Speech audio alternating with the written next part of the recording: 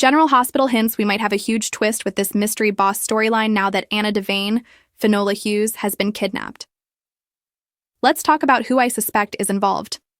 And it's none other than Alex Merrick, also Finola Hughes, who is Anna's evil twin sister. All right, so we just saw Jack Brennan, Chris McKenna, give Jocelyn Jacks, Eden McCoy an assignment to get closer to Lucas Jones, Ryan Carnes, and find out all she can about Marco Rios. And then she left, and Vaughn got upset and told Jack that what he's assigned Jocelyn to do is way too dangerous, but he won't let up. Jack's phone rang, interrupted him and Vaughn. And then when Jack answered, it was Anna saying something has happened. The thing is, it can't be her calling Jack. This week, Anna was abducted from her car and is being held captive. I saw a lot of people on Soap social media talking about how can Anna be a top spy, but not notice somebody in the back of her car. Your dome light comes on, especially in the dark. I think you would notice. But it's General Hospital. So then a Danish voice, presumably Cesar Faison's, Anders Hove, or they want us to think it is, said Anna is on her way to a new life while she's screaming no. And of course, we didn't see who was talking to her, so whether or not it was really Cesar Faison back from the dead remains to be seen. But what is clear is that it can't be Anna calling Jack. So it seems to me extremely likely that this is Alex Merrick, Anna's wicked twin sister, involved. If you recall way back in the beginning of the storyline, General Hospital was referring to this mystery boss as a she. It was initially a lady boss. And then they changed and started referring to the boss as he, like when Britt Westbourne, Kelly Thiebaud, was talking to Pascal Mark Forget in Croatia, saying he wouldn't want me hurt. So maybe there's more to this. Maybe there are two bosses running this operation, a he and a she. Or maybe they're sloppy in the writer's room and they hadn't made up their minds what they were going to do, and then they swerved and then swerved back. So the she in this equation may be Alex. And yeah, if you recall, Anna shot her back in 2020 when they were fighting on the Haunted Star. Alex fell overboard and was presumed dead, but nobody was ever found. And we know what that means on a soap. If we're keeping track of these related deaths. By the way, Faison and Nathan West, Ryan Pavey, were both supposedly killed in 2018, one after the other on January 31st, and then in this same timeline, Alex was next to die in November 2020. And then Peter August, Wes Ramsey, who is Alex and Faison's son, died in February 2022. The next year in January 2023, Britt supposedly died. And now we've got Nathan and Britt back from the dead. So who's next? Who is next to be resurrected?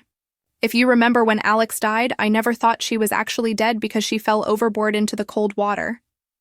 And a lot of people have fallen into the waters in Port Charles and bobbed back up later. There are a lot of things pointing to Anna's twin being involved in this. First and foremost is Anna's kidnapping because Alex may be taking her place. She could also be the person who approached Britt to do the research and offered to help fake her death and help with the Huntingtons, but it might go even deeper. Faison may not actually be involved. This is just legacy work. It could be Alex and her twisted son she had with Faison, the villainous Peter August. If it is, the question is whether Peter is living rent-free in Nathan's head or if he was resurrected physically.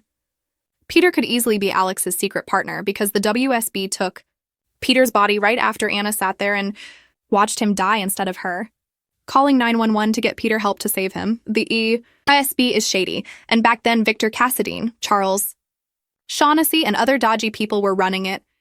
You know, Jack was pretty dodgy at one point with the WSB and also the private military organization, Pikeman, that Valentin Cassadine, James Patrick Stewart, was also involved in.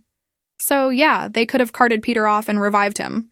And if he's the one working with his mom, Alex, that would explain the confusing shift between he and she when referencing the boss. Plus, I do think Anna's awful twin would use Faison as a threat, even if he is really dead. Realistically, there's a chance he's alive. I mean, Anna was worried about it despite his brain supposedly being in a jar on Kevin Collins' John Lindstrom desk. With Britt and Nathan both just back from the dead, of course, it's plausible that Faison, Alex, and Peter have all also been resurrected or some combination of those three. If so, that would be the whole family back from the dead. And that's absolutely terrifying to consider. I also wonder if there's a chance that Dr. Cabot might be involved. Do you remember him? Maybe he's the C from the note. He was the twisted doctor who experimented on twins and did memory transfer stuff.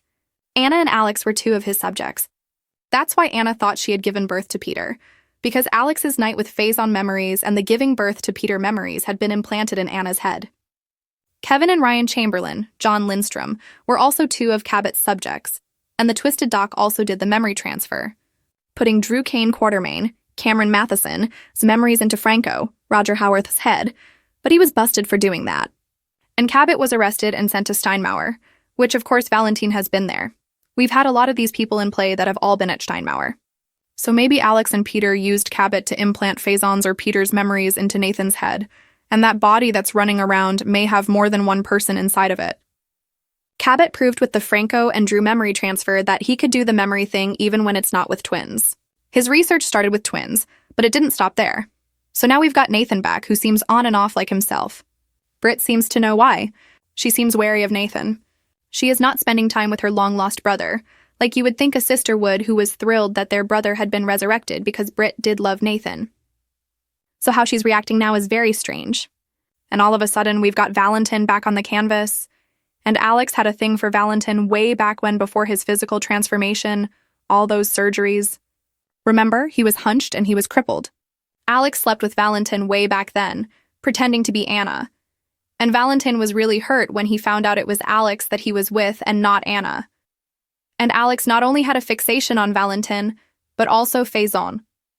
That's how Peter came to be. So maybe General Hospital brought Valentine back to be part of this Alex story. They may also do a retcon and write some history between Alex and Jack. That would make sense because Anna, Valentine, and Jack were in WSB training at the same time that Alex was lurking around and hooked up with Valentine. Also looks like the secret lab is now under Windermere, which is another sign Faison is involved. He used to lurk down in the catacombs. He knows Spoon Island back and forth. Peter being involved makes sense because Maxie Jones, Kirsten Storms, was put into the coma. So Peter might have ordered Gen Z Sidwell, Carlo Rhoda, to do that to get Maxie away from Damian Spinelli, Bradford Anderson.